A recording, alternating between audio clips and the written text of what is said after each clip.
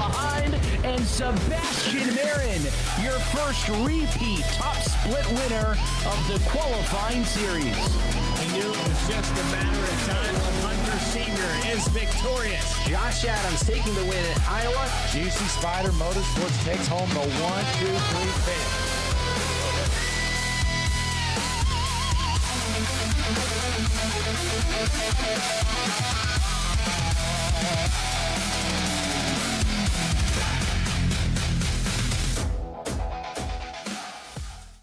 Racing isn't easy, but experiencing it is.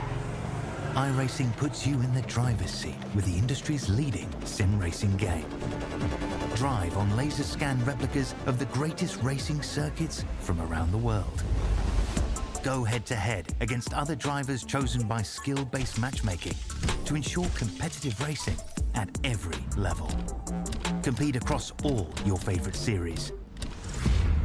In officially licensed cars, engineered to deliver the most accurate driving experience possible.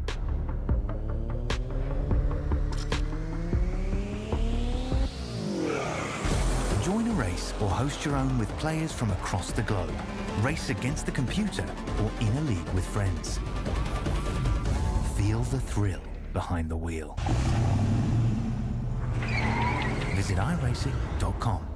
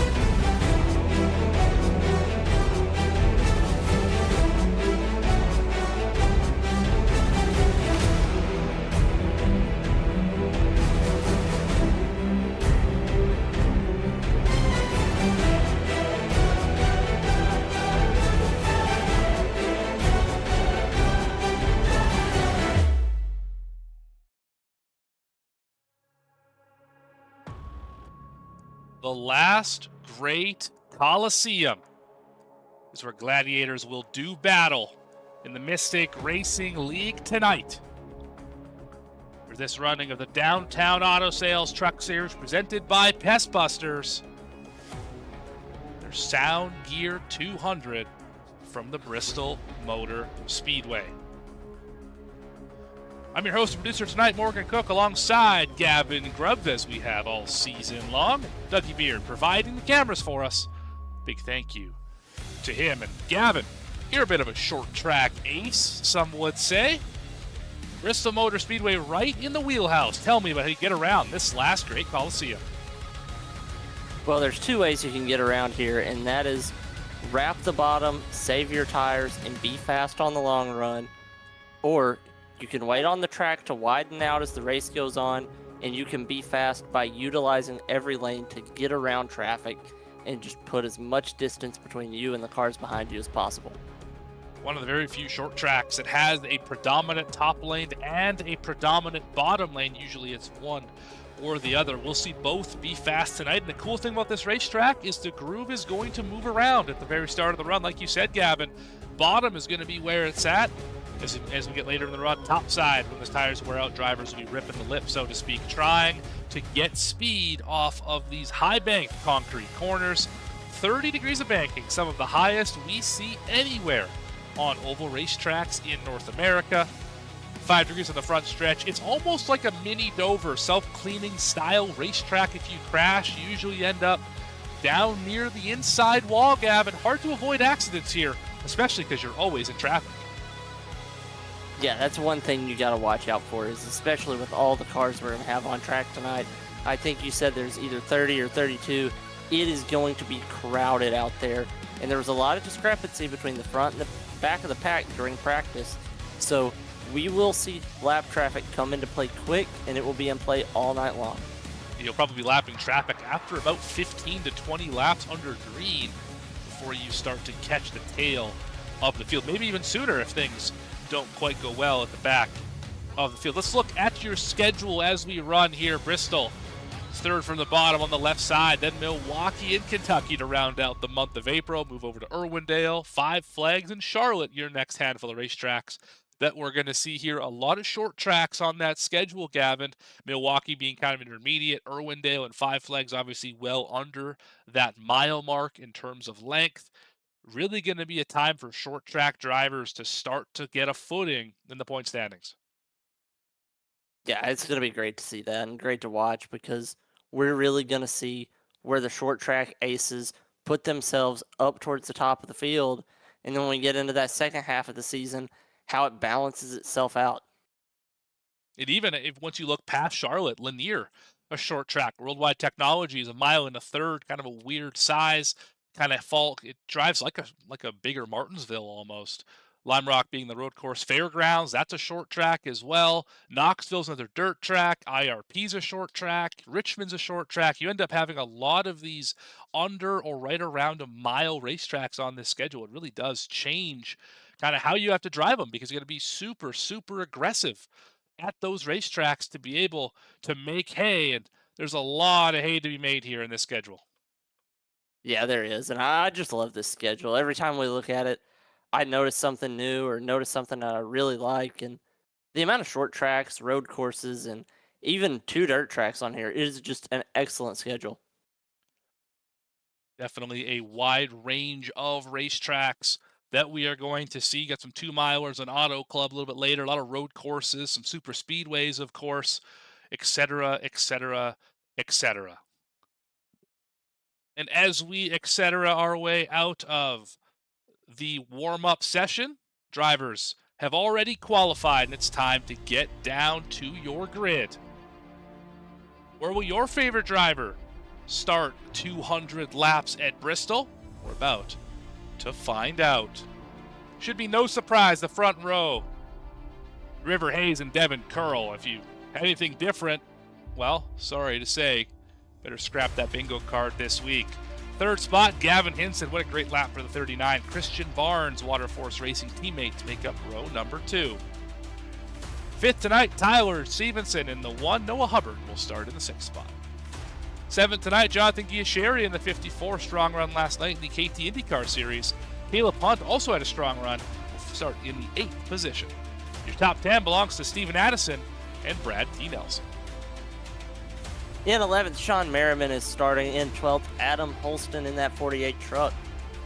13th position's Harold Tucker III with David Wallace to his outside in 14th. 15th is John Ullman and Dustin Lewis in 16th. 17th place, Stephen Alessi. I believe this is one of his first starts this year. That name sounds new to me. And Derek Jewett on his outside. Rounding out the top 20 is Dave Billings. We saw him at Eldora. And Craig McKern in the 60 truck. Starting 21st, Trevor Yates making his first start of the season, and Gary Baldwin Jr. in the 22nd spot. 23rd for Justin Miller in the 95. Tyner Willing starts in 24th. 25th tonight for Reggie Kime in the 9. Zach White in the 77 will start 26th. 27th for Dylan Brumley, who I believe is not race control. He's on the racetrack tonight. He qualified with a 16.046. Colin Bollinger will start 28th, not taking a time. 30th for Douglas Wasaki in the 11, and last car on the grid, Seth Heyman not taking a time. In the 30, going to start shotgun on the field back in 31st. Now let's get trackside to a setting sun here in Bristol. Just enough time to look at race analysis. 200 laps up on the board here, Gavin. Pit road speed 35 miles an hour, and pit road goes all the way around this racetrack. Very easy to speed here. Tire sets, you get 4 of them. You can go just about 100 on fuel, which means you have to pit 1 time in that final stage since the first stage ends at lap number 70. iRacing fixed setup, as we've had for most of the season here, and we'll continue to have until I believe Knoxville, the first time we're going to have a custom fixed setup returning to the chassis of these trucks. So Gavin, we got about a lap left before we turn them loose. What are your keys to success here at the high banks of Bristol?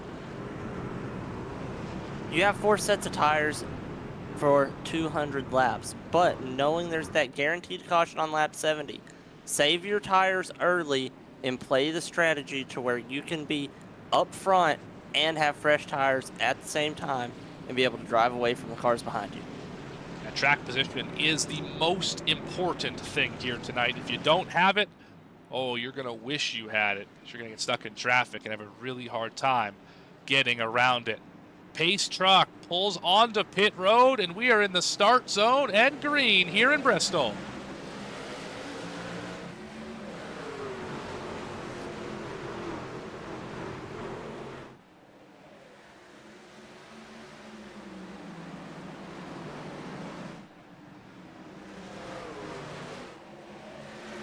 Teammates side by side on lap 1 as we got spinners in the back. Baldwin Jr. is around.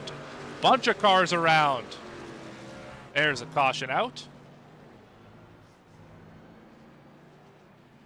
See what happened to the 26. It's kind of where this one started.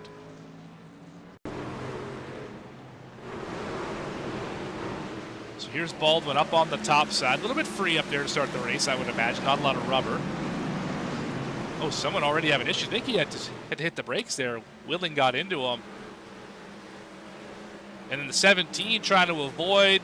30's in there as well. The 30 of Seth Heyman. Yeah, but just a bunch of guys kind of going for that same spot. Really no harm, no foul there. And I think minimal damage as well. As a couple of these guys going to go a lap down right off the rip, though. Yeah, and that's going to hurt going a lap down. But you have plenty of time, and I think we're going to have enough cautions tonight. You should be able to get the lucky dog. As long as you don't lose too many laps, you should be okay.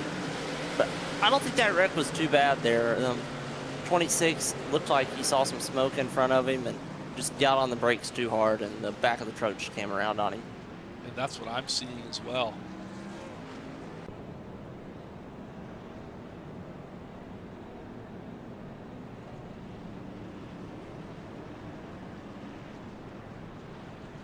Devin Curl continues to lead.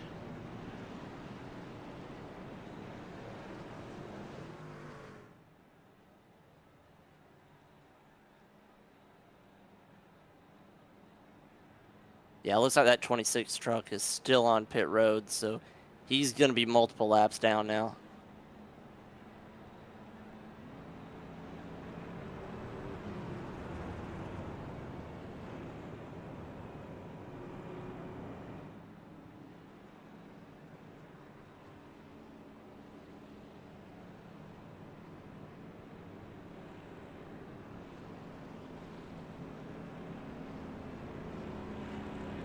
Looks like just a few laps to go under this caution, maybe one more after this, and we're going to get lined up, stacked up, and ready to go back. But one thing I noticed they just showed just a second ago, how far these trucks wrap around this track under caution. 31 trucks here when they are single file under caution.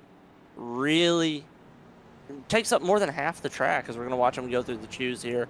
Lights off on the pace truck. We're going to see how this goes. Yeah, hard racetrack to choose at. You saw a driver just scrape against the outside wall here. Not a lot of gap between the IST in Bristol and that outside wall. It may look like a lot from here, but definitely difficult to put that car. There we go. Sees 3 of them at the wall in a row. Getting a little Bristol stripe, if you will, under the chews. It's easier to do than you think. Sometimes you'll just follow the truck right in front of you into the wall. You'll be watching their back bumper and not really watching what's out your windshield.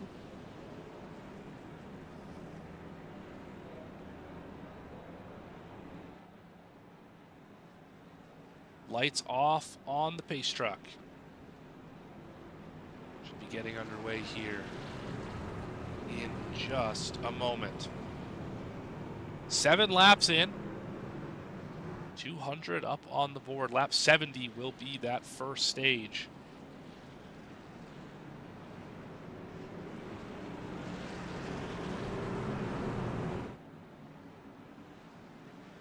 Curl on the bottom, Hayes up on the top, then it's Hinson and Barnes, your top 4. Let's get them back going. Good jump, top and bottom. Pretty even into one.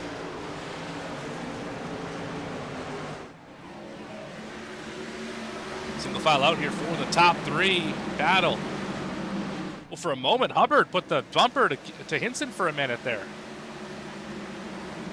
Hubbard will clear by Barnes. Barnes tries to rocket off the top side, not quite able to do it. Single file now for about your top 8. And further than that, all the way back. Hale Tucker the third. Trying to work over Dustin Lewis. That's for 11th. Yeah, I think it's a little bit early in this race to be trying to pass cars up top, because if this does end up being one of these runs that goes a little bit further than you want it to, running the outside this early will abuse your right side tires. And 3 wide's a bad idea. Derek Jewett up in the outside while struggling. Somehow, a little more contact with McKern. I don't know why he ended up getting shuffled at the top, but that was a bad deal. Oh, putting the fence by the 20, and they're wrecking into 1. I think I'm going to count that as a save. I guess so. Wall helped quite a bit, but that has got to be just uber frustrating. Yeah, kind of saw that one coming. Yeah, that was... Oh, there goes the 20 around. Hard contact to the inside wall. Stephen Alessi. Not the debut he wanted. That's heavy damage to the front of that truck. Leaders are on the move. Here comes Hinson. Although he's getting worked over by Caleb Hunt. Again, you mentioned the high side burns up the tires as Justin Miller's around. We got a lot of drivers here really ripping the top side. Hunt up to 4th already.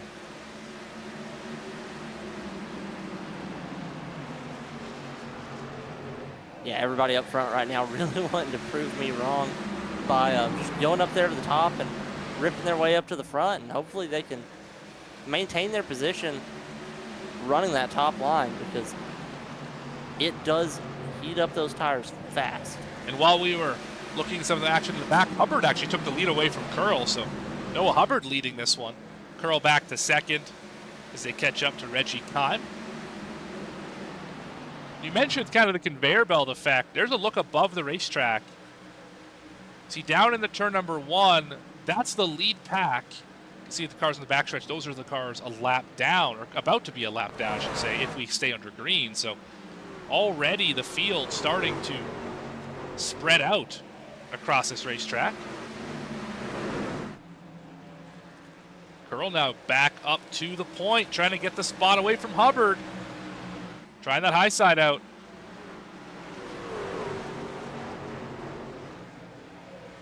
Gavin, how different is it running the top from running the bottom, being able to switch lanes on both ends of the racetrack like we saw the 15 do there, from high in 1 and 2 to low in 3 and 4? How hard is that as a driver? I think it's hardest further into a run, because once your tires heat up, running either lane, running the bottom, when you go to the top, it heats them up even more. And when you get used to running that, you get in a groove up top. When you try to go back down to the bottom, the grip just isn't there anymore, and it won't stick, and it'll wash up in the center of the corner. You'll have to kind of diamond back down to avoid hitting the wall, and that's really when you start making mistakes and losing time. The best thing to do is hold it on the bottom. In my opinion, best thing to do is hold it on the bottom for as many laps as you can. And once you go to the middle and the top, you stay there. I think we're starting to see the tires wear out for the drivers who went up top early. Caleb Hunt had that miraculous charge up to the 4th spot. He is starting to fade now. Kia Sherry's going to get to his quarter panel in a couple of laps. He's going to put Hunt back another position.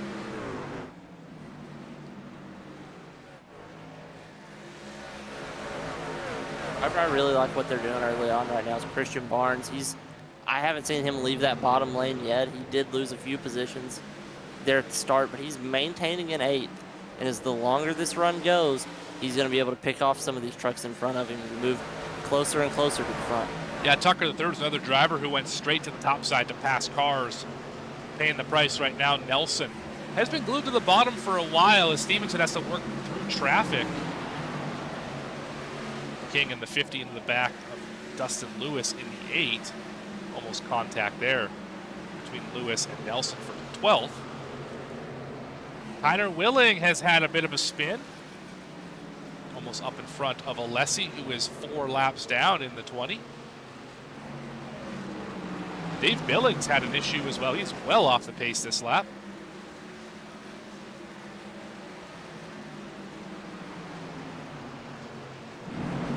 Barnes now starting to march forward this time. Trying to get around Trey. Harold Tucker III in the 79. Black and blue Sofa News truck up on the outside. And just watch, we're only 28 laps in right now, but the track is just noticeably more rubbered up than it was at the start of the night. It is, and Reggie Kime is getting bullied. As a lap car, Douglas Wasaki, same way. They're forcing the leaders to run the bottom. And if you're tight, you can't get off the corner, you're going to use a lot of racetrack. Time pretty low anyway. And look at the stack up this is causing. Yeah, that was real bad for Harold Tucker right there. He got stuck on the top behind these lap cars. And with car on your inside like Gavin Henson, there's nowhere to go down low. And David Wallace just drove in the fence trying to avoid the accident. Lost a couple spots because of it. Tucker has nowhere to go behind Kime.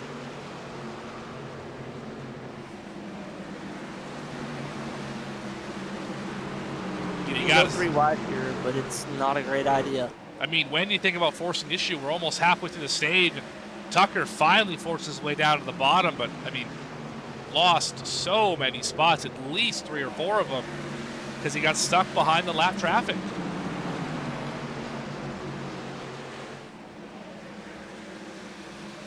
Now losing the spot to Kings, he can't run the bottom. Just really a disastrous few laps for the 79 as Willings on pit road. Oh my goodness, I thought the 8 was going to get right hooked. Dustin Lewis just now getting beside Wasaki.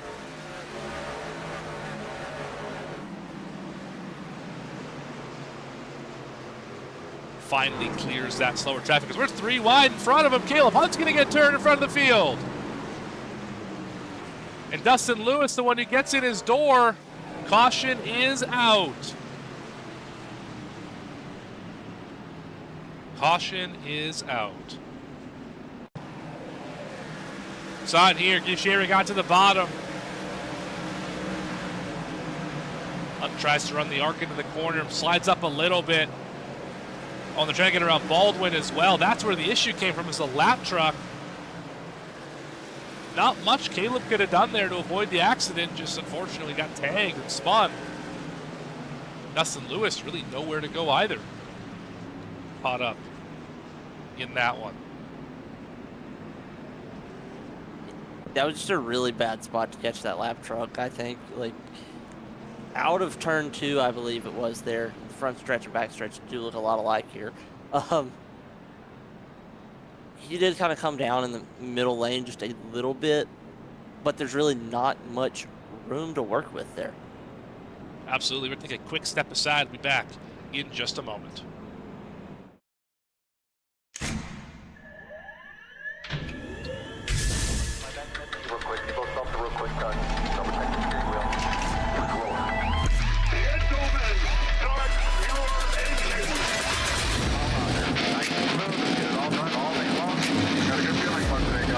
Donnie Kite's gonna get through it all and score his first career win in the Saturday Night Racing League Cup Series. What a finish! It's too little, too late from behind, and Sebastian Marin, your first repeat top split winner of the qualifying series. We knew it was just a matter of time when Hunter Sr. is victorious. Josh Adams taking the win at Iowa. GC Spider Motorsports takes home the 1, 2, 3 finish.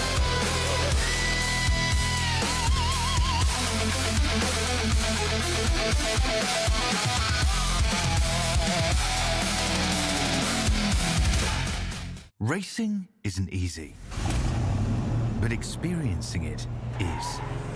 iRacing puts you in the driver's seat with the industry's leading sim racing game. Drive on laser scan replicas of the greatest racing circuits from around the world. Go head-to-head against other drivers chosen by skill-based matchmaking to ensure competitive racing at every level. Compete across all your favorite series. In officially licensed cars, engineered to deliver the most accurate driving experience possible.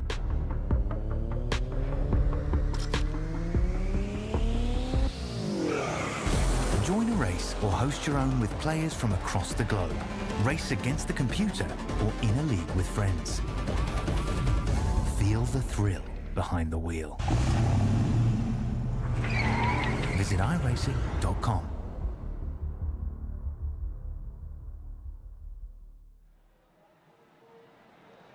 Back here live on V-Speed. Just finished the choose. Field is doubled up. About 30 laps left until we get to the end of that first stage. Fun we've had so far. Already some beating and banging throughout this field.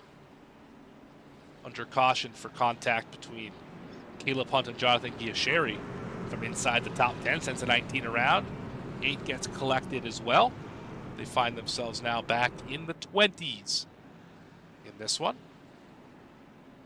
Most of the field's yet to hit pit road. Highest running driver who has pit is Adam Holston in 13th, who pit 3 laps ago. Everyone else, top 12, yet to enter the pit lane. Hubbard has led most of them so far. Curl on the outside, then Hayes and Giasheri, your top 4. Back green here. What a jump for Hubbard.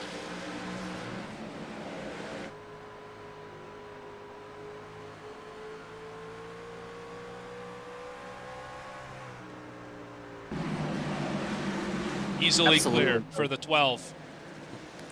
Absolutely a great restart there. Now starting to run side by side. Top 4 single file out.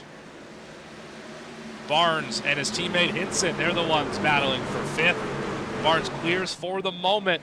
Most drivers still on those older tires, so they're going to have to continue to save them as the top side was starting to work. Unless you had lap traffic up there, then of course it was much, much slower. For drivers with new tires like Holston, I kind of expect them to roll through the field here.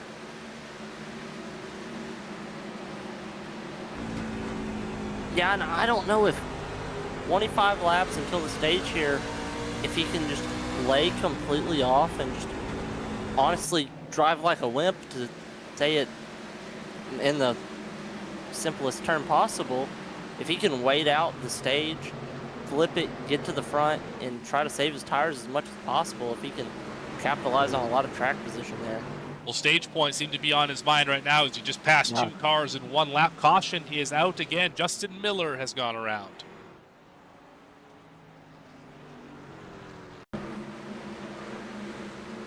Possibly with help from Tyner Willing. Doesn't look like it. 95, a lot of speed. Catching up to Brumley here and just into the back of I had to hit the brakes to avoid the slower 17. Did catch Willing. Spin into the outside wall. That will throw the caution. A little bit of nose damage. You can see the front end popped up there on the 95. Yeah, meatball flight. Pretty big hit actually for the 95 Shady Acres machine. Definitely have to bring that one down pit road and get it fixed up, as yeah, it's pushed in heavily in the nose section. Yeah. One of the downsides to the racetrack this short is if you're driving in the back and you get spun or have a problem, you've only got 4 or 5 seconds to get that car spun back around before you're a lap down. Because every time we see a crash mid-pack on back, we see Hubbard, Curl, and Hayes in the frame immediately in the aftermath. Yeah, I mean, mistakes here are really going to put you close to going a lap down, if not guaranteed to put you a lap down if you're middle to back of the pack, so you have to limit mistakes. A lot of drivers getting a black flag here. Reggie Kahn, Justin Miller, Zach White, all pitting procedures, if I'm not mistaken. A few drivers used the fast repair already as well. You only get 1 in this series. David Wallace has already used his after wall contact. Brumley after that first caution. Miller after this most recent caution. Zach White with issues. Gary Baldwin Jr., Tyner Willing, and Stephen Alessi all burning the fast repair already. Yeah, I'm surprised we didn't see more of the drivers on the back half of the lead lap pit there. I mean, there's going to be 19 to go, most likely, when we come to the green flag in the stage, and you can save those tires to get up front. And if you're outside of the top 15, you're probably not too worried about stage points. I wouldn't be opposed to throwing 4 on here. I mean, you think you have an extra set to burn, essentially, is what I'm trying to say. So Yeah. throw a set on here, and if you're just at the top 10, maybe make a little bit of noise. At least see what new tires are like versus old ones. That'll help you later in the race. And then just, I don't know, for that final stage, you have to pit again anyway. Just cut into thirds instead of in half, something like that. That you might be able to come out here with a heads-up strategy, but most drivers electing not to do that. Only a few pit, and they were already well back anyway in the 20s. That's Yates and Jewett, and then a few other drivers a lap down. So not much in the way of strategy plays on the lead lap. Most drivers content to ride it out here these final 20 laps.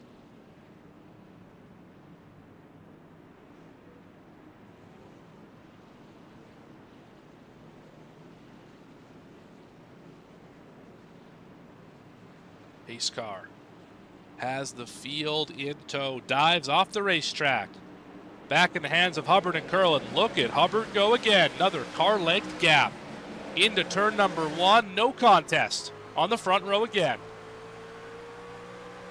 He has been flawless on restarts so far tonight. I know we've only had, I think, 3 of them, but every time he has been able to just get a quick jump and really make that bottom lane work in 1 and 2 to give himself some room to work with here.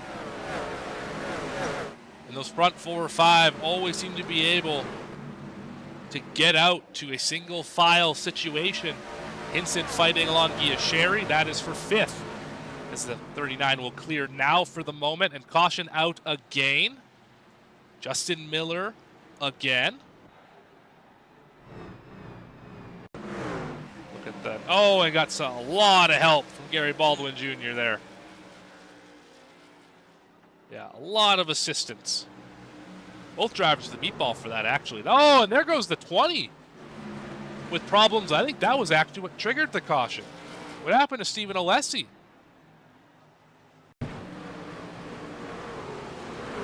Up here with Kime. Alessi on the top side. I don't really see anything yet that would cause an issue. Bit of a loose moment off of 4, bit of a wiggle, nothing at home about. Oh, just into 1. Just this truck goes around, tries to save it, catches Baldwin, and yeah, into the wall. So that was probably what the caution was for, even though there were 2 spins on the same lap. Yeah, he's not enjoying his debut tonight. No, definitely not having the debut he was hoping for. The issue with Derek Jewett earlier, spun a couple times. Yeah, definitely not a ideal start to the day for the 20 of Stephen Alessi.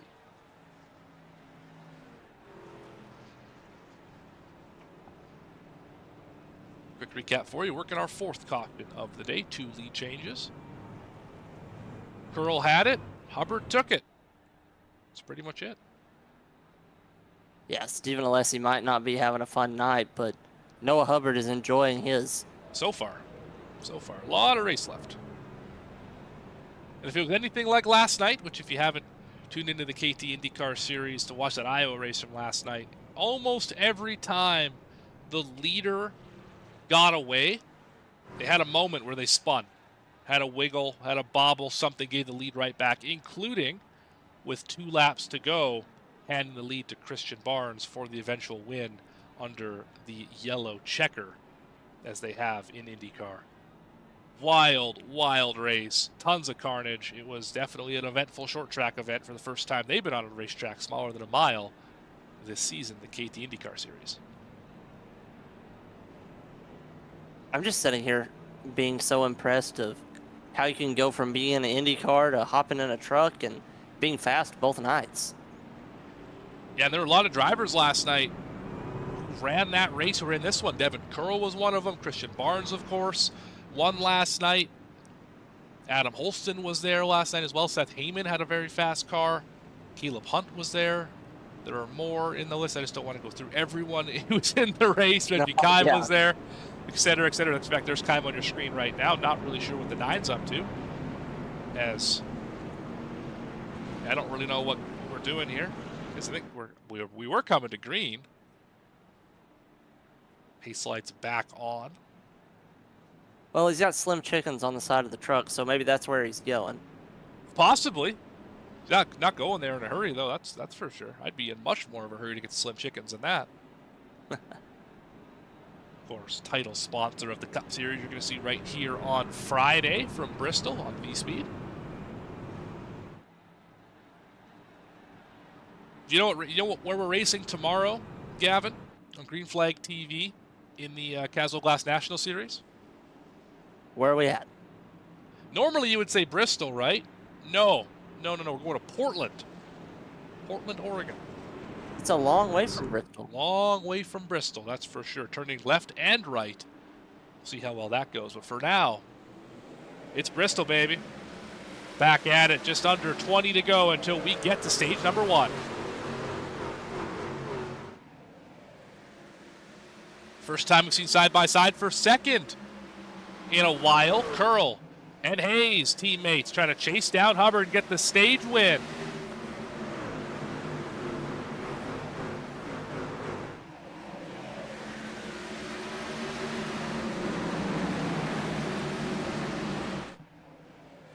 Not a battle on, right behind them.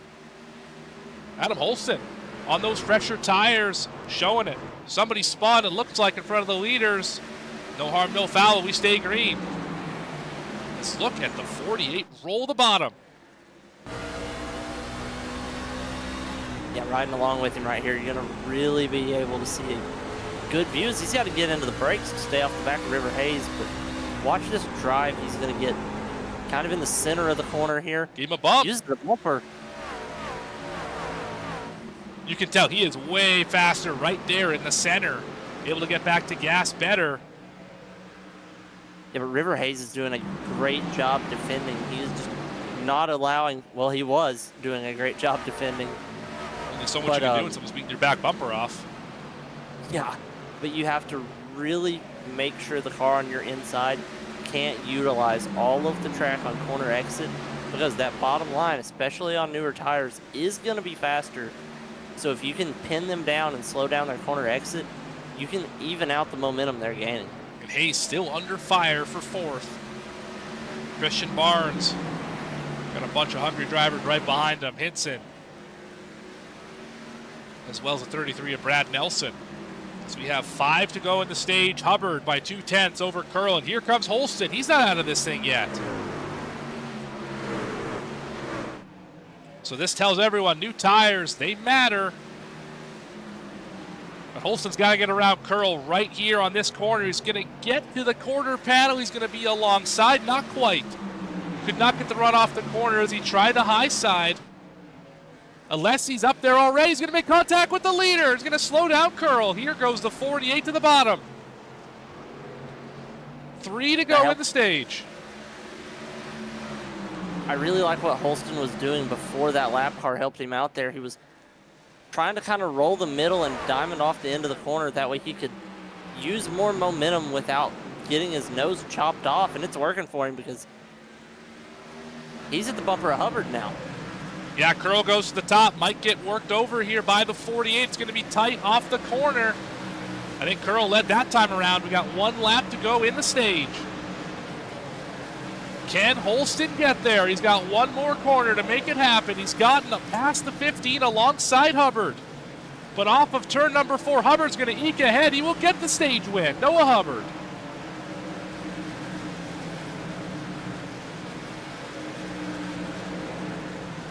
And that was just for the stage. That was just for the stage. I got out of breath just watching. That reminded me quite a bit of a Kyle Busch, Kyle Larson. I believe at that time it was Nationwide Series race here. Wild finish. Your top 10 at the time of the stage: Hubbard, Holston, Curl, Barnes, Hinson, Nelson, Hayes, Hunt, King, and Merriman. All getting the job done, getting those very valuable stage points. It's your stage 1 winner, Noah Hubbard.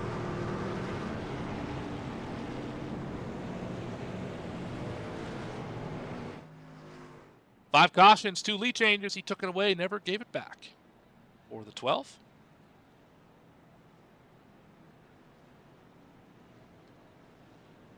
See if we can have a chat with Noah Hubbard if he's in the, I don't know if he's in the Discord. He is not in the Discord. Just imagine he said, car drove great, fun battle with the 48, tires matter. Boom, stage win. I bet that's what he would say. I think I'd say something along the lines of that. Now, for the first time tonight, we have a bit of a strategy flip. Merriman, Billings, Stevenson, Giasheri, Wallace, and Craig McKern stay on the racetrack. That's going to put Hubbard back to 7th on the fresher tires. Remember, no more scheduled stops, 130-odd laps to the end of this one. You'll about 100 on fuel. You're going to have to pit regardless here in the final stage. This is about to get wild. David Wallace falling back. Oh, he hits pit road the lap later. So make that 5 cars in front of your stage winner, Noah Hubbard. See, I really like this strategy call. I like getting the track position here because it is very hard to pass here. Even once the track widens out, you saw the 48 truck struggle to get that momentum off corner exit because the high line, the cars above him, could just pin him down on the bottom and he couldn't get the power down. So these trucks out front, their tires are going to be about 20 laps older, but I got to imagine they planned on this the whole time and really took it easy there at the end of the stage. But also remember that Holson's tires were some 50 laps newer. So 20 laps might not be that big of a deal here. It's going to be difficult to say.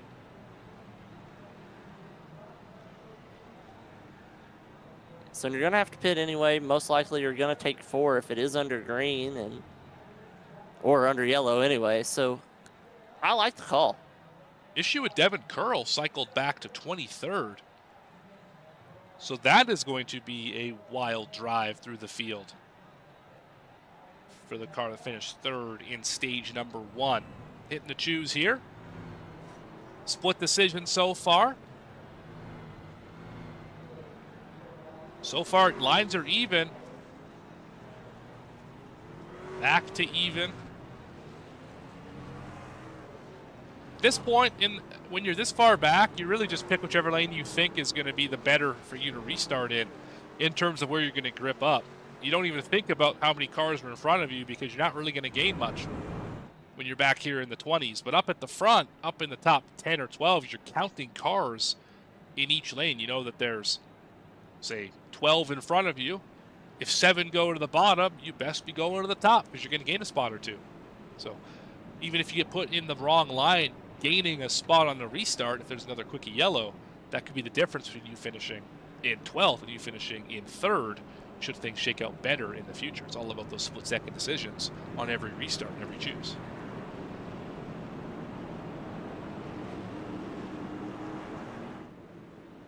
That tent's in a horrible spot. Tire tent here at Bristol, right across turn 2.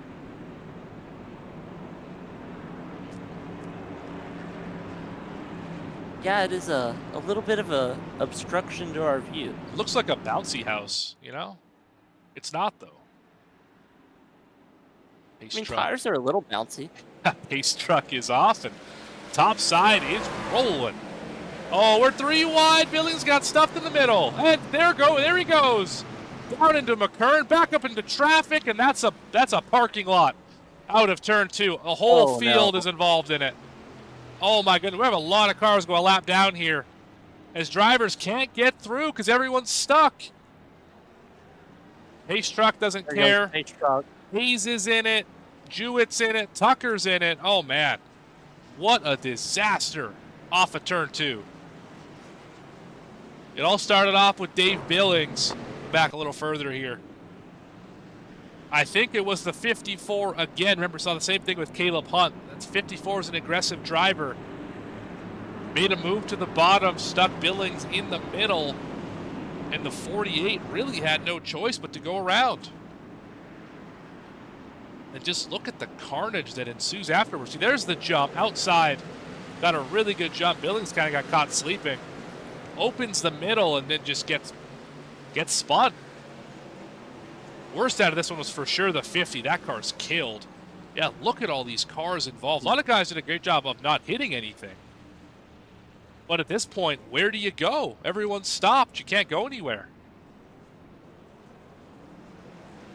Did anyone go a lap down out of this? I don't see the leaders yet. There's the 18. Well, they're behind the pace car, so I don't know if it matters where the leader is.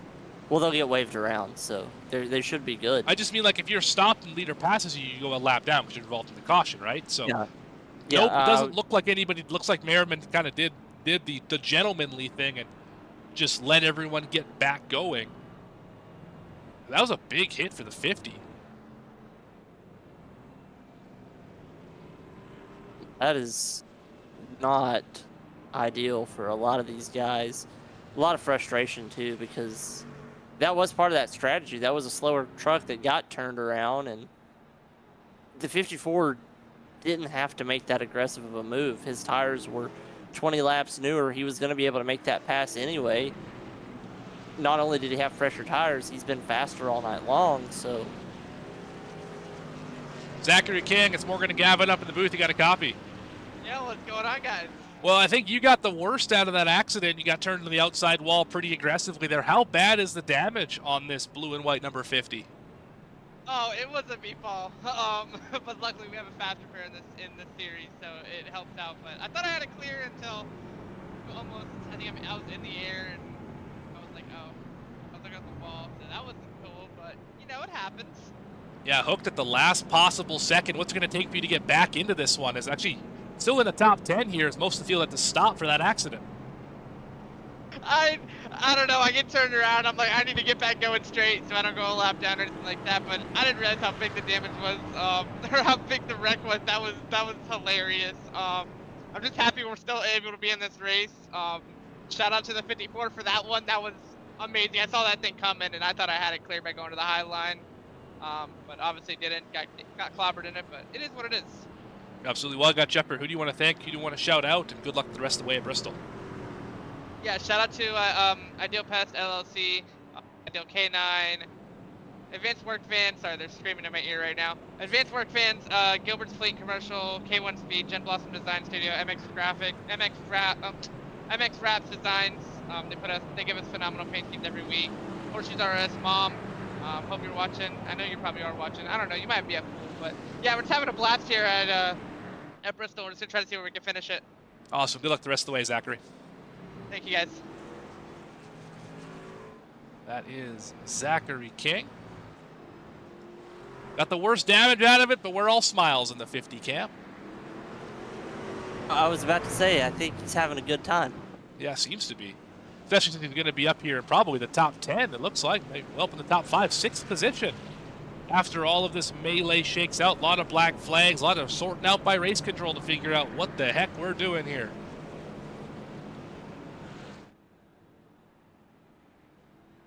I'm not sure I know what we're doing. I'm not sure that I know. Yeah, sometimes you just show up to the racetrack and you're working off colors and shapes, and that's all you can really ask for sometimes. You got Kime again trying to find Slim Chickens, still hasn't found the drive-through yet. I think they have they must have a drive-through with Slim Chickens, right? Oh yeah, yeah they do. They do. They He's most of them. He's I don't looped know. by it a few times. He can't quite find where to get in the drive-through and order him some of that sweet, sweet Slim Chickens. Maybe he's admiring the Caswell Glass Company glass paints as he drives by in circles. It's hard to say. Who knows? He might be trying to figure out how to get into that bounce house in the infield. That's possible too. Maybe he's driving by the lot of Downtown Auto Sales trying to find himself a new vehicle. That could be it as well. I think we got all of it. Maybe he needs to go buy some small pet, food, gear, whatever you need from KT. Hard to say. I think there's more sponsors. I just having trouble getting them all in here. We'll work on that for next time, folks. But He's watching the B-Speed broadcast on the big TV. I would sure hope so. I sure hope he is. Hanging over the racetrack. And for everyone at home who's watching, all 14 of you, very much appreciate the time you taking out of your day to watch us here. Talk about cars going around the racetrack. If you haven't already, make sure to like the video, subscribe to the channel so you don't miss a moment of the racing action. As we're about to get back underway, pace car dives down pit road, again making grooves in the concrete. Merriman and Stevenson on the front row, and that was not a good start for either of them. We're back green nonetheless here in Bristol. How about Noah Hubbard? Wow. Yeah, that's what tires will do for you, folks. From third to first in half a lap. Spinner in the back. I think that's Seth Heyman. And Harold Tucker the third for good measure. He might be able to get it back going. It's going to be close. Probably will go a lap down out of this. I don't see Tucker anymore. There he is. We'll go a lap down because of the spin. Brumley with issues. Shuffled out of line. River Hayes gets by. Hayes caught up in the accident, was spun all the way around. Lost a lot of positions. Here comes Merriman back to the point. What a drive for the 18. Where'd this speed come from? On the older tires.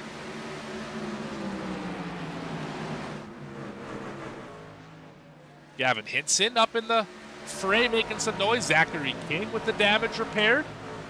Running in fourth.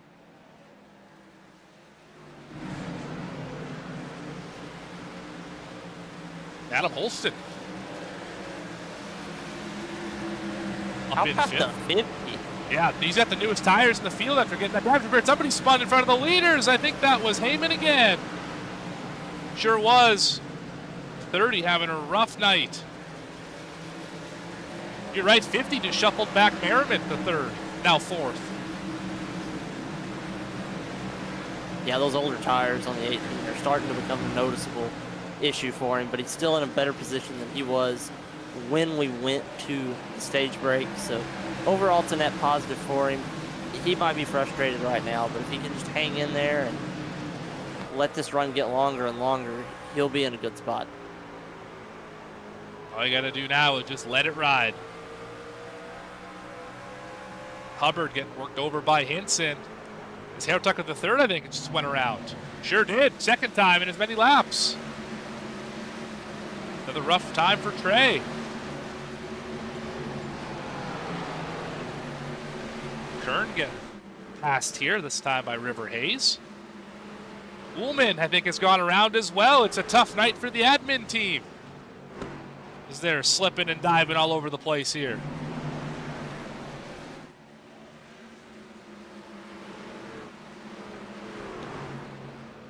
There are cars everywhere. Got more flops and dives than a Man U match out here. Holy cow.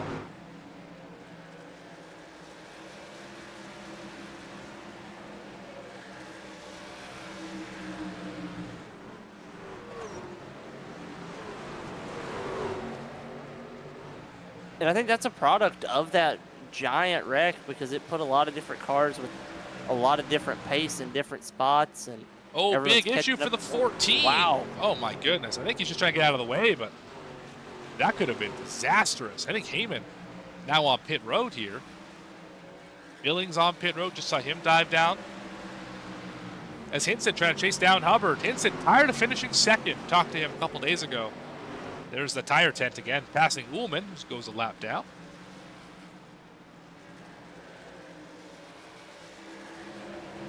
Oh, Hinson, big loose moment. Gonna allow the 50 to the outside here for just a sec. And King is gonna force the issue just past halfway here at Bristol. I really like the patience Noah Hubbard's showing on the bottom. Yes, he is leading, and it's easier to be patient when you're leading, but he's not panicking with these trucks behind him. He's letting them battle it out for second, and he's just running the same line every lap, and that's going to help him long term. I think as long as they're side by side, he's not concerned at all. Once they get single file like they are now, then he's going to start to turn the wick a little bit. But also this lap traffic, that's got to be the most concerning thing. That's Tyner Willing in front of the 12. Willing's been in the wall a few times, spun it around. He's going to be slow in the lane, going to park it in front of the leader. Oh.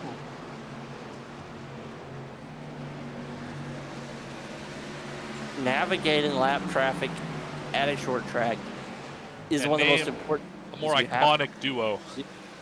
Yeah. Yeah. You need it to be good, but it is so hard to do, and you want to scream into the microphone when a lap car does something you don't expect. And what are you supposed to do about it when a driver goes from the top to the bottom, slams on the brake pedal, and stops in front of you?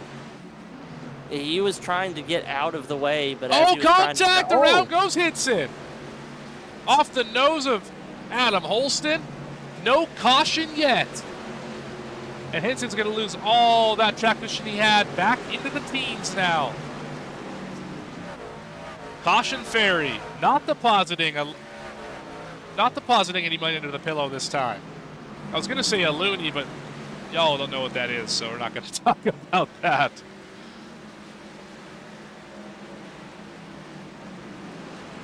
You know what a loony is, Gavin? You familiar with that term? I'm just going to assume it's Canadian. That is a $1 Canadian coin. Yes, we don't have $1 and $2 bills. We have coins instead. So that's what they put under the pillow. Quarter, Gotcha. loony, something like that. You know, tooth fairy, all that fun stuff. Anyway, no caution fairy today, is what I'm trying to say. Noah Hubbard continues to lead. Good battle back here for 13. The 71 and the 17 trying to invert positions and invert numbers. Hinson gets in between them, make a little sandwich, if you will.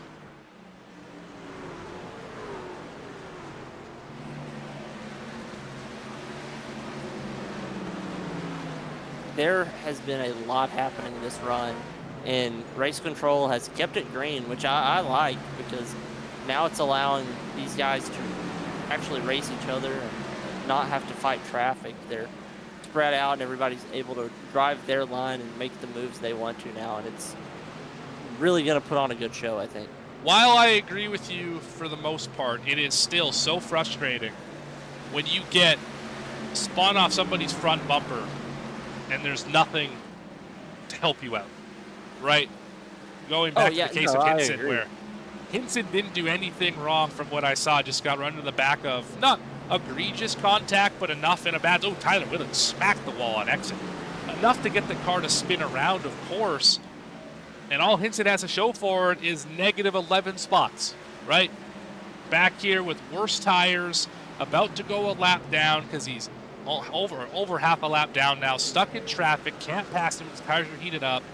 I mean, just so frustrating if you're the 39 because you didn't do anything wrong and you have to pay the price for it. So that's the part of leaving it green that is so frustrating, is, you know, you get the bad end of it. When it always seems like you're on the bad end of it, I mean, it makes it hard for you to say positive things.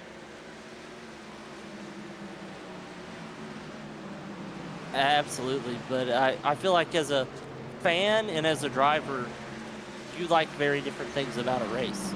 A lot of races that you enjoy watching, you would be frustrated in the driver's seat. Very true. I mean, I can speak to that a couple weeks ago at Dover when I got spotted on the backstretch and no caution called. The racing in the pack was excellent, but I was frustrated because, of course, I was not part of it because I was, you know, spotted on the backstretch. Same thing with Hinson here, having now fight through traffic and worry about being a lap down when he could have been worrying about battling for the lead just 10 laps ago. Regardless, he's still making the most of it, as we had a heck of a scrap here. This is just at the top 10.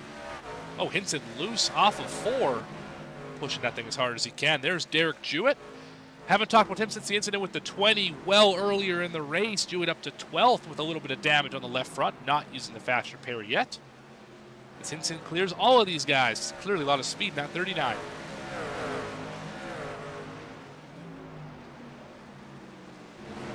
Barnes gets around Holston.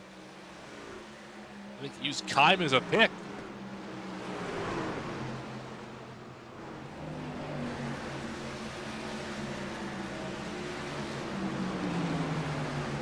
As Noah Hubbard leads Devin Curl by some 3 seconds. Yeah, this is where what I was talking about earlier is really becoming visible, is Curl and King battled each other so hard that they wore their tires out a lot faster than Noah Hubbard did. And oh, crash on the backstretch. Ullman. There's that prop. There it is. Yellow is out. So that was a big hit between 2 cars. Ullman off the wall into Wasaki. They both careen into the outside wall. That was a big hit. We're going to see it on the next lap. It was on the front stretch, apologies, off of turn number 4. See Ullman clear, throttles up, and into the rough stuff, boom, into Wasaki, and into the outside wall they both go. and just wreck down bad into luck. one. Just driving it a little bit too hard there. Yeah. And that's easy to do here. I mean, usually you fight loose in, tight off. This racetrack is kind of what I've found, and that was a case of he throttled up the center to try and make the pass, successfully made the pass, but then forgot to lift again to set the corner up and just knocked down the outside wall. Yeah. Really, really easy to do here. As Hubbard's on pit road. This seems like a kind of a no-brainer time to stop because you can make it to the end from here rather easily on fuel. Yeah, and you have a lot of laps on your tires now, and additionally, you have those sets to kill. I mean, we talked about it. We have 4 sets of tires in the pits for the race, and most of these guys have only used 1, maybe 2 of them, so no one's worried about running out of tires tonight, I don't think. Yeah, you probably shouldn't be. Yeah, it was a great time to pit for everybody who did. I only see one driver stayed out. Lewis, Wallace stayed out as well. So Dustin Lewis, David Wallace, only driver to stay out here.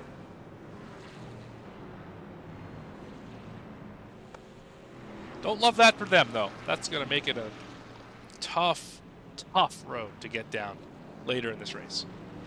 Yeah.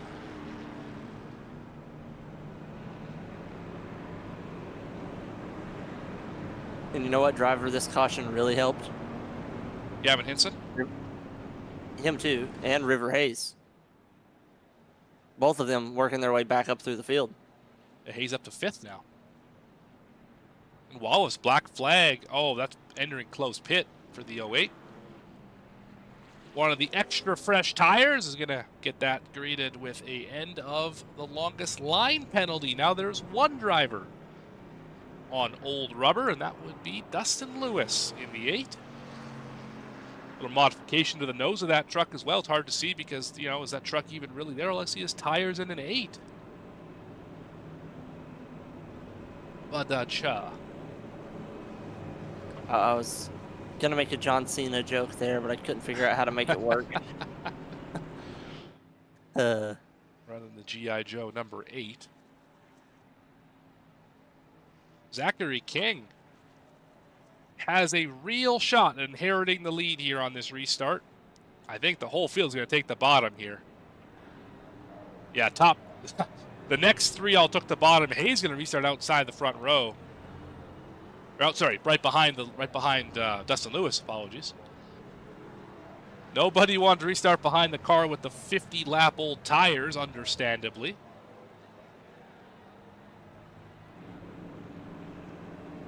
This is going to be a wild one, I feel like.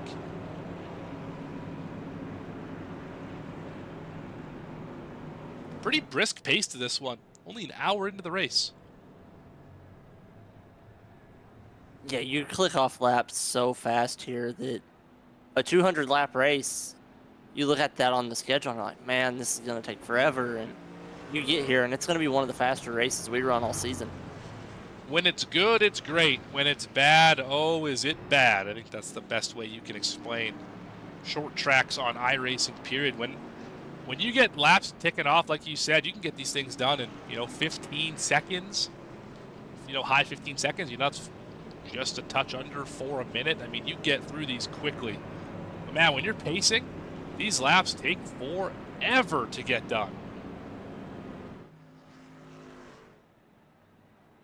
So we had to re-choose. Not really sure what happened there. Light should be out this time. Yes, we're 1 to green. 71 remaining. 70 when we get back to the line. Most drivers can make it to the end. Only 2 cannot. Dustin Lewis, your leader. Reggie Kime back in 17th, 1 lap down. Everyone else can make it on fuel. Are we done pitting? Does somebody get tires and flip this thing around? Or does track position pay off? Dustin Lewis, Zachary King on the front row. Curl and Nelson, row 2. Merriman. And I believe Jewett in row 3. River Hayes in row 3. Let's get it.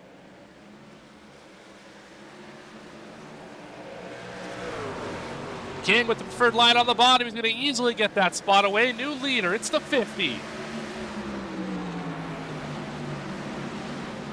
Now it's going to be a procession on the inside. The 8 stuck in a tough spot with the old tires on the outside. I really can't believe he was able to get up through the gears and all the way up to full speed without making Oh, there goes the contact 1 in with front of the somebody else. field. Great save, almost. Wrecking out of the corner.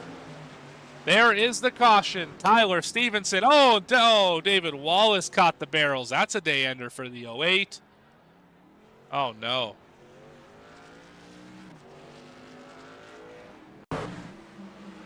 So we see the 1. He had to have gotten help. There's no way you get into the corner like that without help. Oh, he sure did. He sure did. I don't know necessarily why.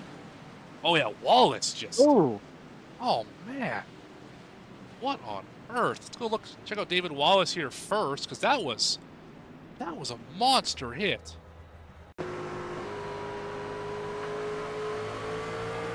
I mean, you got to see this coming, right? I mean, I would believe so.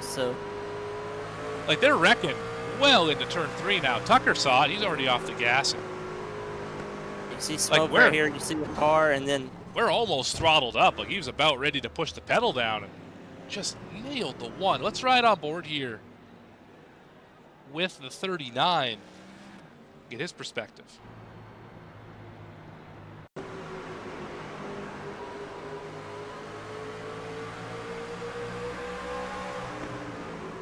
And just a case of, I think, different lifting points. I don't think that was intentional by any stretch. It didn't seem like it. Just 2 cars going for that same spot. 1 goes around. Gavin Hinson retains the 6th position. Don't know if he's going to get charged with the yellow or not. He is pulling down, though. Yes, he will get charged with the yellow late in the going. That is going to make it a difficult road back for Gavin Hinson, who's been fast all night. That car has been very quick. Horse had the spin earlier. Good news is, though, only 14 on the lead lap. Oh, yeah, Stevenson's not happy. Ooh. Understandably so.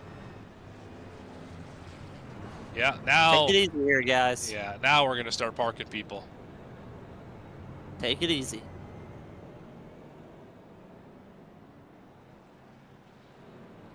I just saw another Sabrina Carpenter sighting on a V-Speed broadcast. There's not the person I would expect to see here on V-Speed, but a lot of Sabrina Carpenter kicking around on this channel.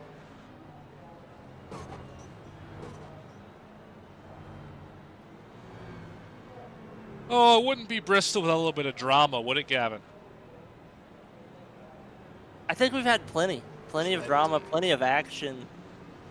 This is just, it's a fun racetrack, and can be.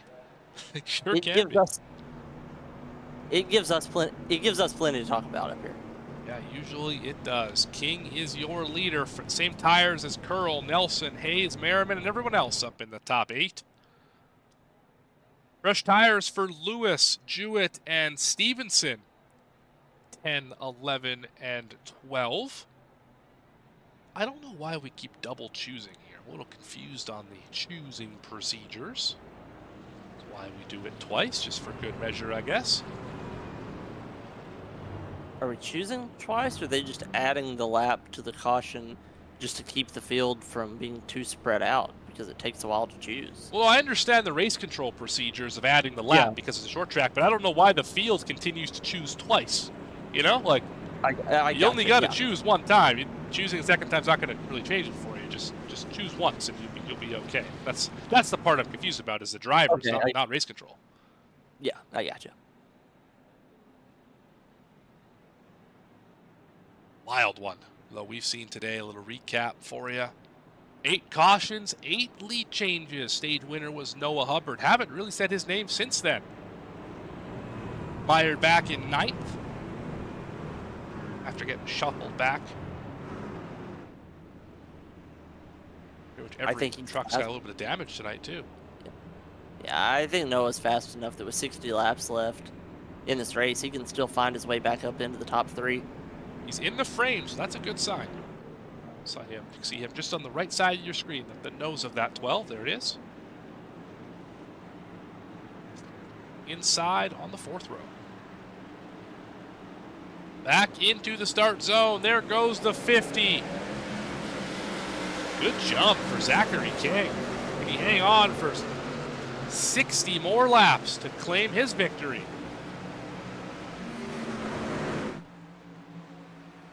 Curl under fire from Nelson, but the real battle is back and forth. It's Hayes and it's Holston.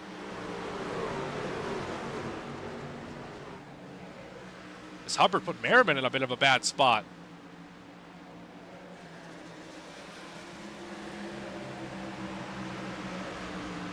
Gavin Hinson with an issue. Black flag for Hinson, black flag for Stevenson. I wonder why. I wonder why. Indeed, I wonder why I waited under green to give those penalties. That is interesting. Could have been a radio communication. I don't have those enabled for good reason. Don't want to taint the ears of the good people on V-Speed. You can do some investigation, figure out why that happened, why we got those black flags. Olsen then caught the wall pretty good there off of turn 4.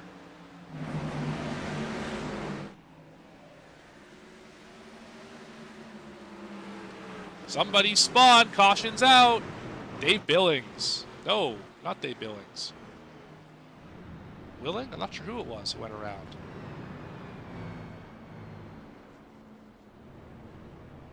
Craig McKern? No, well, I guess we'll have to find out.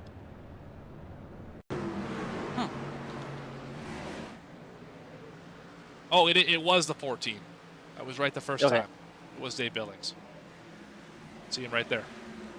He just managed to reset. He did. Out of the racing line, and managed to reset there. Curious as to the caution, but yeah,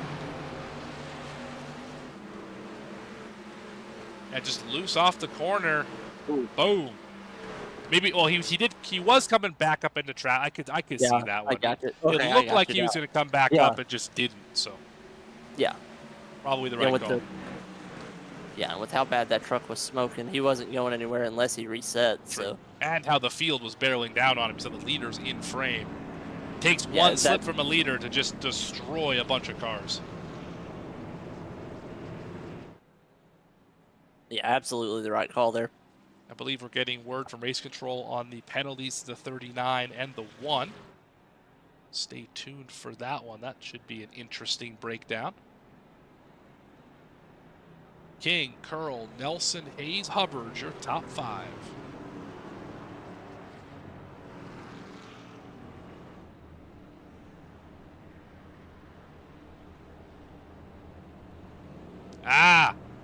Word from race control, you cannot play tag.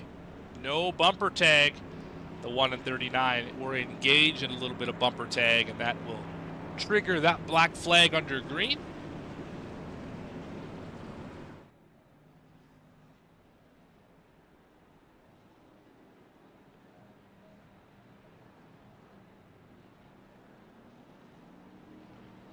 Should be choosing here. There we go.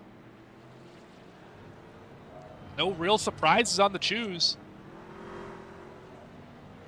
Oh, that might be. I think that's a violation for the 1. I think he missed that one. Wasn't terribly close either.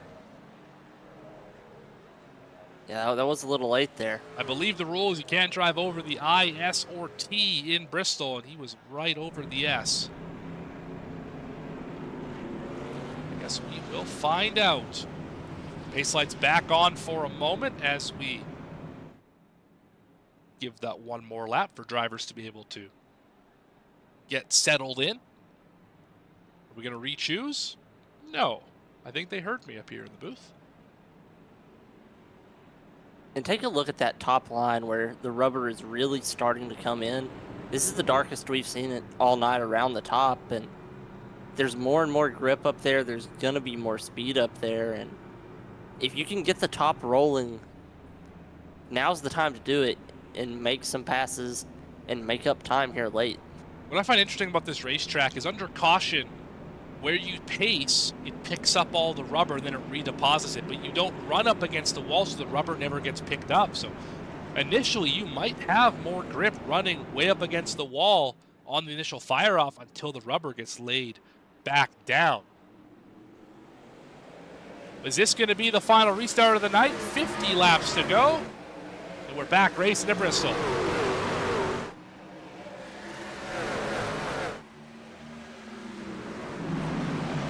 Curl tried a big move to the bottom, got closed off by King. I don't think 15's going to like that too much. Bunch of drivers in the outside wall. And the teammates, Curl and Hayes, who have dominated short tracks this year, they're back up at the front.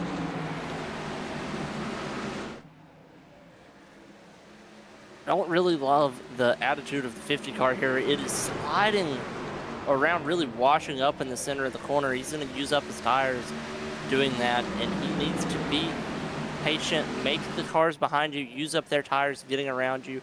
If you let them go by and keep your truck in good shape, you will reel them back in.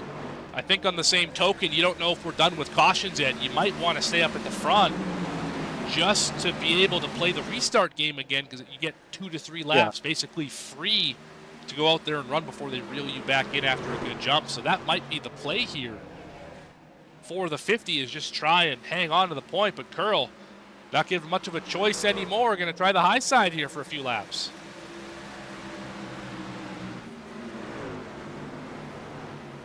This is where you have to drive defensively without blocking. Don't change your lane down the straightaway. Don't change your lane in the middle of the corner, but try to predict where the 15 truck is going to be and get there before he does. I wouldn't even worry about the 15 right now. I would just drive my race, go where my car is the best. Yeah. And if you see the 15 really work on something and really find speed running the top or diamonding the middle or whatever, try that and see if you can do it. If you can't, go back to what you're doing. The 15's job is to make the 50 think right now. If you're Curl, you're trying every line you can. Wrap the bottom, diamond, run the top. Do something to make the 50 change what he's doing. Because if King makes a mistake, picks the wrong line, it's yours for the taking. But look, now River Hayes going to give his teammate a little bit of noise here on the outside. Move Hayes to second for the first time in a while. Yeah, the 82 truck's rolling right now. See, there King saw them change what they were doing. He went for the top to try and change the lane. He's going to try that middle entry, high in the center, low exit. Same thing that River was doing to catch him.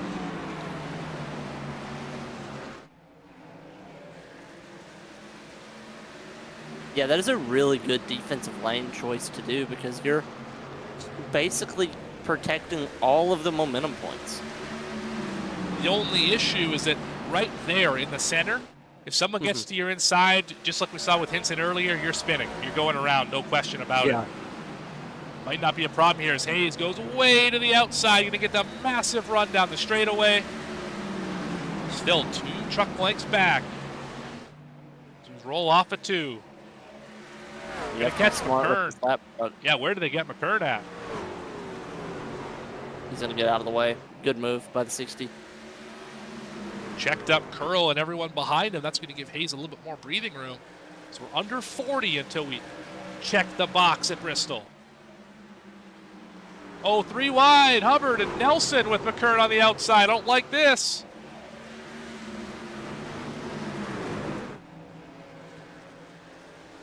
Whoa. And Nelson is really holding Hubbard down. I don't think Hubbard's going to like that too if he really sails it off into the corner. 33 into the outside wall. Might get a bit of a tap here from the 12 if he's not careful. Hubbard is not going to like having a car right on the outside like that. Yeah, but that's what you have to do. You have to keep the car below you pinned to the bottom and take away their momentum. Just be aware that when they throw it in there too deep, you might get shipped up the track. And this is really checking up this whole group behind them. Someone going to force a 3 wide on the outside. Here we go. Oh, Barnes, I thought he was going to drive it to the outside and wreck everyone. Hubbard finally clears the 33. Is Nelson going to get back to him? No.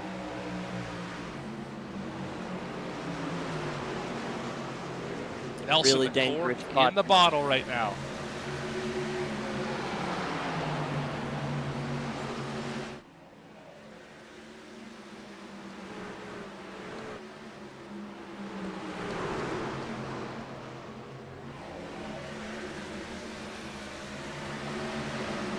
Nelson finally gets to the bottom here. This battle starting to shake itself out. Oh, he missed the bottom. 3 wide on the exit. He got split like a banana. Outside wall for Hunt. He's going to lose a bunch of time here. As Jewett's going to be the next to work around the 33 of Brad Nelson.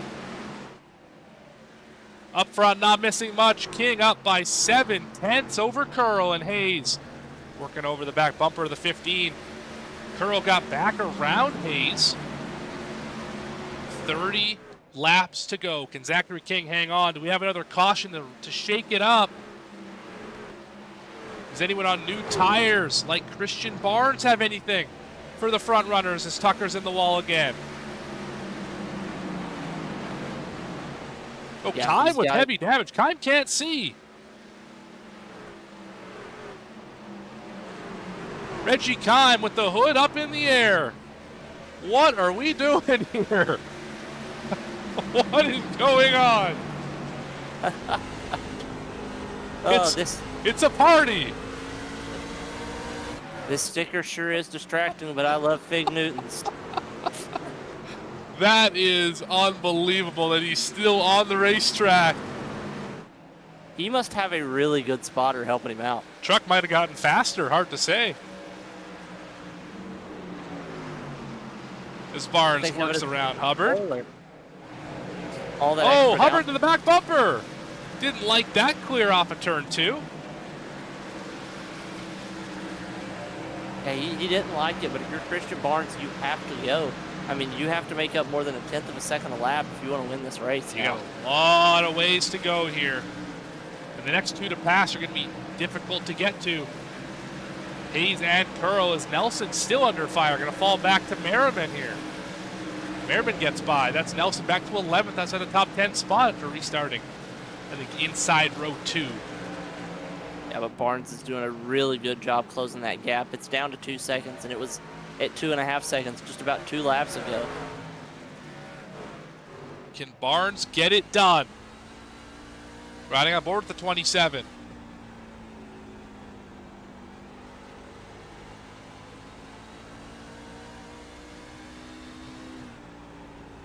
The gap now 1.5 to the leader as King in traffic had to split through the double wide with Saki and Brumley.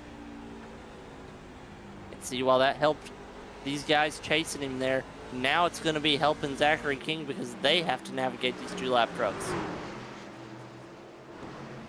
Still, the gap is not going down very fast. Back to 1.5 seconds. Oh, Brumley in contact with the... Oh, that's going to hurt a lot. Yeah, and that's where it's really going to help King out is navigating these lap trucks because you only have so many places you can go to track this tight. I think Barnes going to get around Hayes here. Going to dive into the corner. Should have the clear on the exit. Yes, move Barnes up to 3rd. And look at how much ground he made up through the corner. And the gap back to 1.3 seconds. About 15 laps to go. It's going to be close. If Barnes can get there. He's got to get by Curl here right now. No time to waste. You need to get about 1 lap to pass the 15 or else it's all over.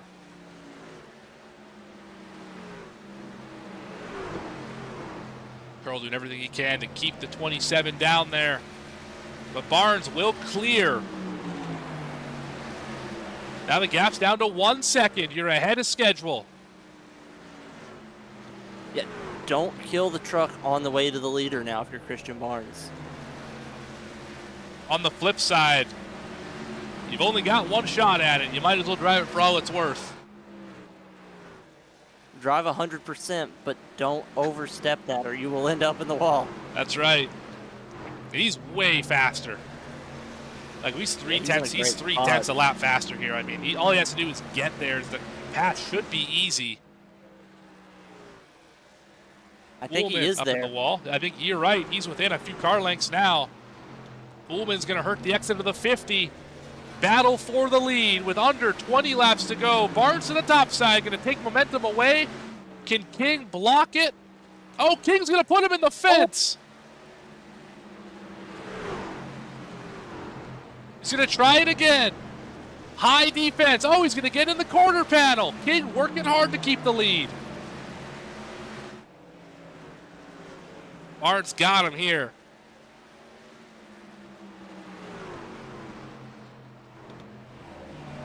That was clear on the pass, clear racetrack in front of him.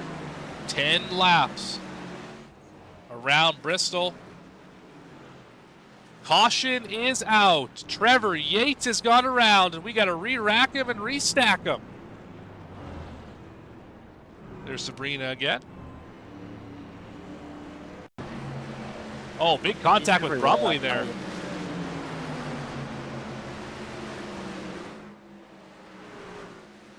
Yeah, contact with Wasaki. Wasaki came down the racetrack. Not intentional, that accident. Just got that car out of shape. Black flag for River Hayes. Is that a pitting violation? Wow. If that's a black flag for real, that's a big hit to River Hayes Day.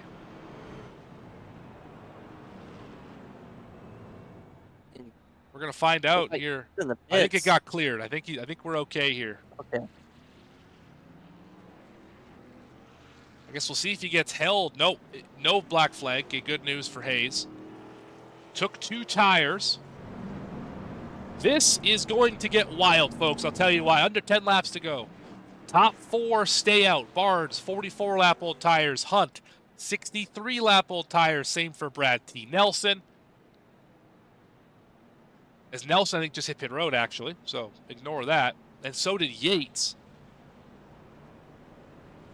So Barnes, 45-lap-old tires. Hunt, 64-lap-old tires. Hayes on brand new right sides. King, brand new 4 tires. With under 10 laps to go, do 2 tires get the job done? Do 4 tires get the job done? Do no tires get the job done? Someone here is going to end up in victory lane. It could be anyone in the top 6.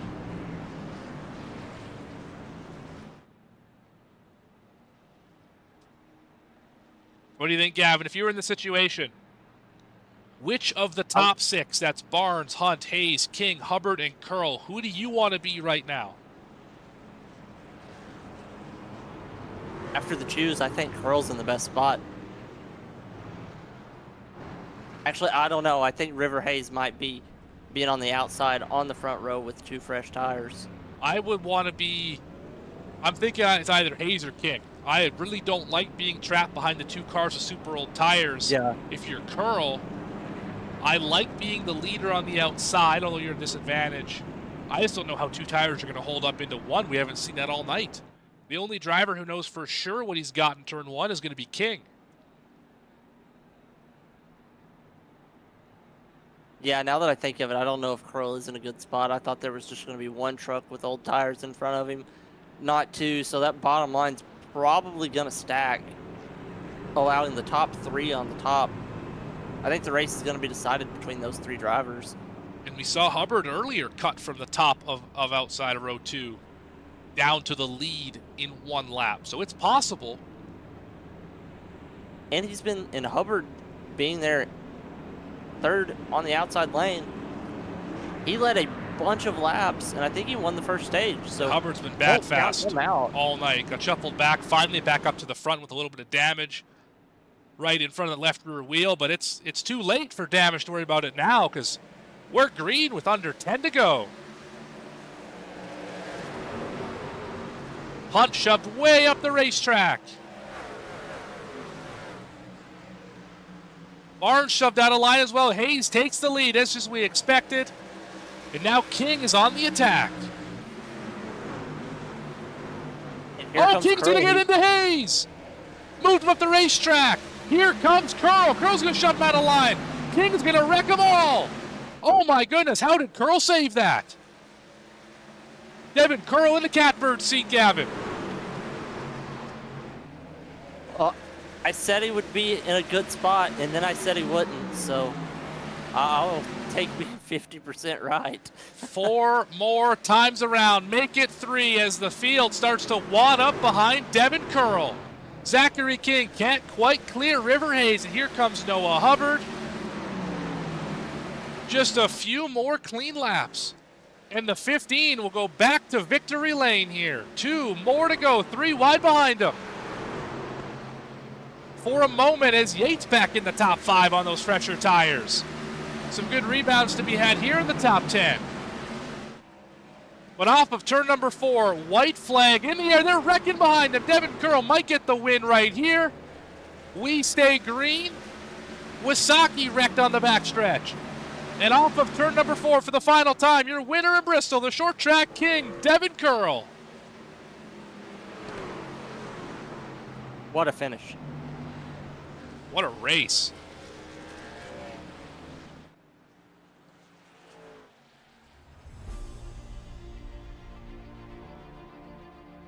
Fantastic drive there at the end for Devin Curl.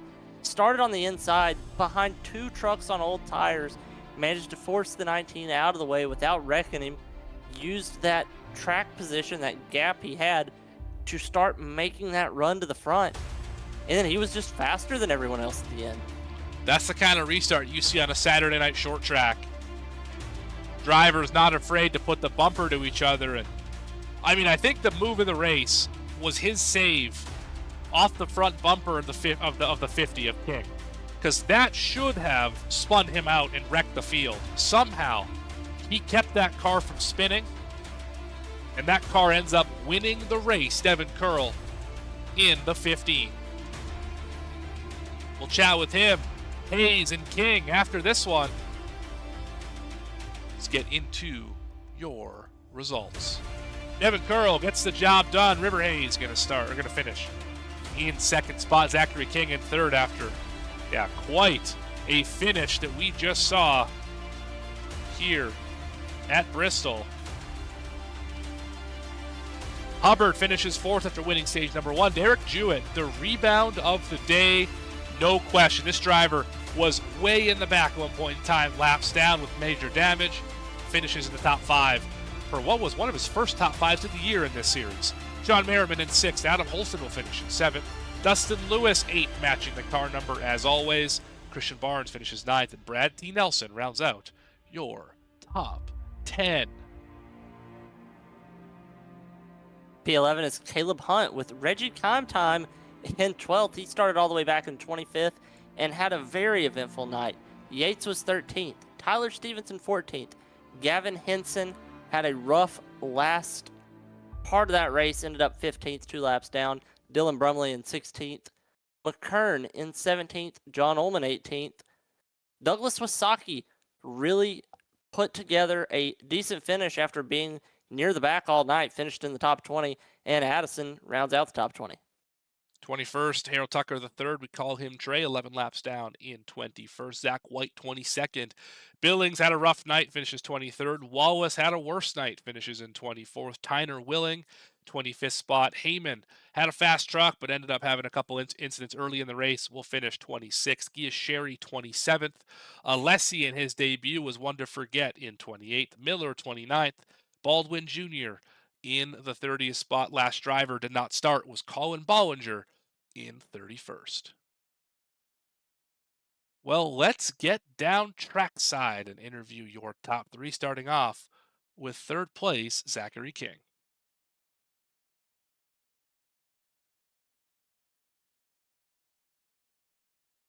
Zachary, Morgan, and Gavin up the booth. You got a copy? Yeah, what's going on, guys? Wild end of this one. You restart second on the outside with the first car, 4 fresh tires. That restart, You made an aggressive move under the apron, went up, caught the 15.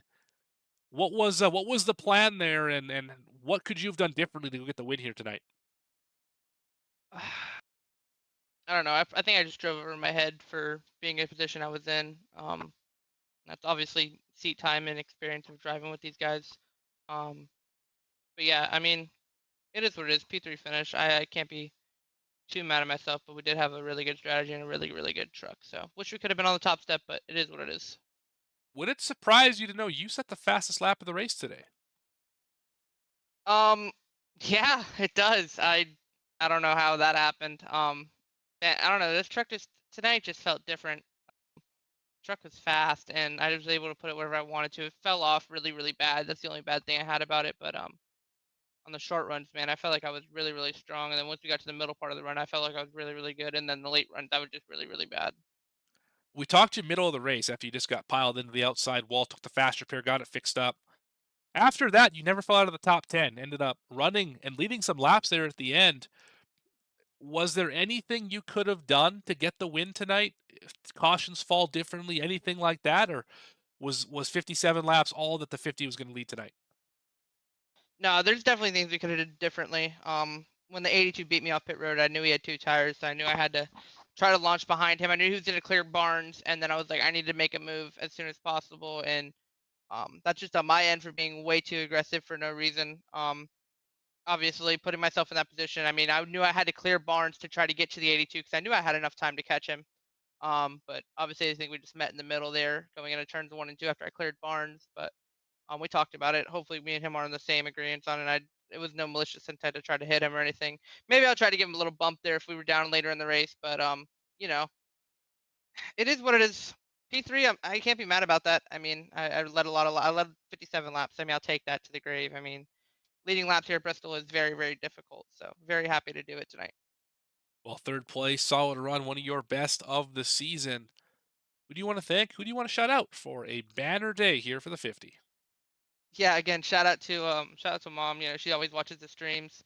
Shout out to Meatball Ideal Motorsports, Ideal Pest Management, Advanced Work Vans, Gen Blossom Design Studios, MX Wraps, Gilbert's Fleet, Ideal K9, K1 Speed, Carolina Wheel Repair, and everybody back at the shop with Meatball Ideal Motorsports. We've been working a lot on some things lately, and I'm very happy to see that we are improving. Shout out to Zach Murdas. He's my spotter for the Friday leagues or for the Friday series, and obviously we've been working on a lot of stuff too, getting better at certain things and certain aspects. And obviously we'll go back and watch tape after this race and see what we could have did differently. But again, yeah, I mean, I can't say it enough. I had a really, really good truck tonight. I don't know what it was, but hopefully we can bring the speed on Friday too. No love for V-Speed. I see how it is, but regardless, Oh, come on. congratulations, Zachary King, on a third place finish. And we'll see you next time out here on Friday, right here on V-Speed. Thank you. Up to the second position, River Hayes caught up with Gavin Grubbs. Hey, River, it's Gavin in the V-Speed booth. How you doing? I'm doing all right, man. How are you? I'm good. You started on the pole tonight, led a few laps there, ended up finishing second, drove from the back of the lead lap at one point, back up to the front. What went into that decision to take 2 tires there at the end to get that track position as opposed to be on 4 tires with everybody else? I'm sorry, before you answer that, did you just see that save that you made in Yeah. slow motion? Oh my goodness. Wow. Yeah, yeah, that was a wild ride, man. So yeah, I mean, I was hoping to just get on the front row, and that did happen. That was a successful call. And then I was hoping to just pull away just enough to let them fight, and then it would be history. But obviously they got through there really quickly, and Zach was there. I tried to get down before he could get to me, and I didn't get down quick enough, and he just got me there. And man, I went for a ride right there, and I hit the wall, I think, trying to straighten it up, and then here comes Curl. Listen, I'm gonna need a change of underwear after that one. But it was a heck of a ride, man. I'm surprised I held Zach off on 2 after we got all squarely there, but that was fun. That was really fun. Yeah, and what went into that drive through the field, to get back up into the top 5 after being towards the back of the lead lap. Yeah, there was just a huge wreck right there. I tried to check up, and I felt like I was cleared of it, and then here comes people from behind, and we all got messed up right there. And then I guess whenever we got back going, we were all trapped behind the pace car, so we had to wave around, so I couldn't pit to repair damage. And honestly, I don't know what damage I did have, but honestly, it helped the truck. I was burning the right rear more than the right front, which is not what was happening the rest of the race. So I felt really good with the damage, to be honest. Like I felt like, maybe I was slower on the straightaways, but that doesn't matter here. And I was just rolling the top as soon as people started wearing their tires out, and got back up to, I think, 8th before the caution, possibly. And then we just got a few more spots there under cautions and stuff like that to get back up into the top 5, and that's when I got my truck repaired. And I was kind of thinking maybe I should just leave it alone, but kind of glad we didn't, though, because we got a little bit of a long run and then obviously short runs. But on the short run, I felt like it probably wouldn't have been a good idea. But yeah, it was a struggle on fresh tires, especially with them being cold. They just don't want to stick very good. And then the top started coming in, and I think right there before the last caution we had, I was headed towards Zach, and I got to him, and then I got in the marbles on the top, and man, it just, you can't turn out of them. Like, it just sucked me right into the wall. I had to lift, and yeah, really thankful for the caution, because I would think I would have ended up 4th, but yeah, we salvaged. Yeah, overall, a great night for you. Really finishing E2 tonight. Is there anybody you want to shout out or thank before I let you go here? Yeah, I want to shout out Smith's Race Development. Shout out to Caleb, new teammate, by the way, just joined Accelerated, so we're excited to have him the rest of the season. And Caleb designed this new paint, and I think I'm running all 3 schemes from him, and Ryan Pelfrey. And thank you guys for putting on a good show. All right, thank you, man. And everybody, that was second place finisher, River Hayes. Thank you, guys. Take one step up the podium, go meet our race winner in Sofa News Victory Lane. That, of course, Devin Curl. Devin, Morgan and Gavin up in the booth. You got a copy? Yeah. Well, once again, you find your way up here to Sofa News Victory Lane. It's been a while. It's been like 2 races. I mean, that's basically a pretty long streak for you, I would have to say. But wild finish to this one. I said, and I quote, "The 50 just wrecked the field. Oh my goodness. How did he save that?" How did you save that, Devin Curl? I don't know. I hope you asked the same thing to River, because that's did. what I saw. I did. I saw him clip River, and I was like, well, wreckers or checkers, because I'm not lifting. And I know River's my teammate, but he had 2 tires. I had 4, and I know the 50 had 4, and I had to take a shot and try to get on the outside of the 50. I knew that if I could get on his outside, I'd have a really good shot at winning the race. And I didn't think that it was going to be until they got down into the corner and got into one another. And as far as when he came back up on the track after we made contact in the straightaway, I was just holding on. Honestly, I didn't have to make as much of a reaction in the car as it may have looked, because of where he got me in the corner. It actually helped me turn a little bit, but it was still crazy finish. Tire strategy was crazy there. Just thankful that caution came out, because we were fading fast. Christian Barnes had some kind of either tire strategy or saved us tires, and he was coming hard and had just taken the lead. And fortunately, we were able to pit. He decided to stay out, and we just got a heck of a start. I don't know anything other to say than that. Started on the bottom, and 3rd place car washed up going into the corner and opened up the bottom for me, and just took it from there. Yeah, your teammate Caleb Hunt gave you a bit of a helping hand there into the corner. We actually talked about that right before we went back green. I said, "Who do you want to be, Gavin?" Gavin said, "I want to be that 15 truck." I said, "I want to be the 50 on the outside," and you proved me wrong, proved Gavin right as you cut through everybody. Ended up taking the lead there a couple of laps later. But I want to go back to a little bit earlier in the race. You ran really well up front, top 3, top 4 for really the entirety of the race. You got shuffled back into like in the 20s, Can you give us some insight as to what happened there that had you shuffled so far back during one of those pit sequences?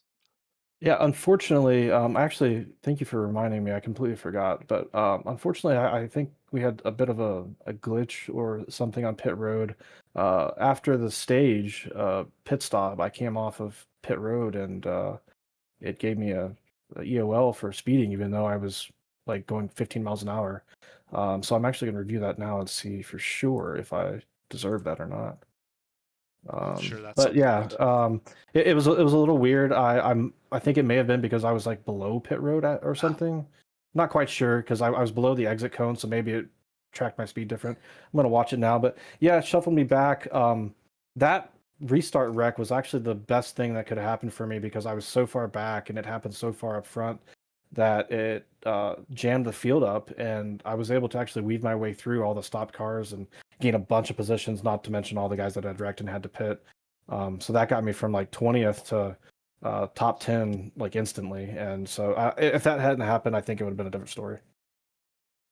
Well, it clearly worked out for you. I did get some confirmation in the chat from Christian Barnes. It was not a strategy reason that he didn't pit. He missed pit road trying to get just Yeah, the way that it cycled out where the pace car was, all that. He was the only car that couldn't pit, and of course that put him in a bad spot there. So for sure. Yeah, for sure did. It's definitely tricky. The league here has the Bristol pit road only entering from turn 2, right. which is what normally would happen on like iRacing Green Flag or I mean real life. Sorry, I said iRacing Green Flag. It would have been happened in real life pit stops. You know, if you're at Bristol in real life, they take the whole field. But under Green Flag circumstances, usually we take one on the other. And I think a lot of iRacing, unless they've changed it since I've raced, they do dual pit road. So it's very tricky. I'm glad that the admin reminded us, and I was able to use that to my advantage. I was far enough back, obviously, with the tires fading on me and him and Zach being a little ahead, that I was able to notice that the indicator told us that we could pit. So I was able to squeeze on down there. Yeah, everything turned up roses again today for Devin Curl. I don't know how many wins this is this year, but it's, especially across all 3 series, it's quite a good few here for Mr. Curl. Congratulations once again. Who do you want to thank and who do you want to shout out after another great day on a short track? Yeah, just my teammates and Accelerated. We added a new member this week, Caleb Hunt, and obviously River. It was nice to get another 1-2 finish with River. It's 2 weeks in a row in the truck that we've been able to do that. So we hope that we can keep up the momentum and finish out the regular season as strong and try to get to the chase as quick as we can and win this thing. All right. Well, congratulations again on the win. That's from Sofa News Victory Lane with winner Devin Curl. And I'm sure we're going to talk to you again on Friday. We'll see you then right here on V-Speed. See ya.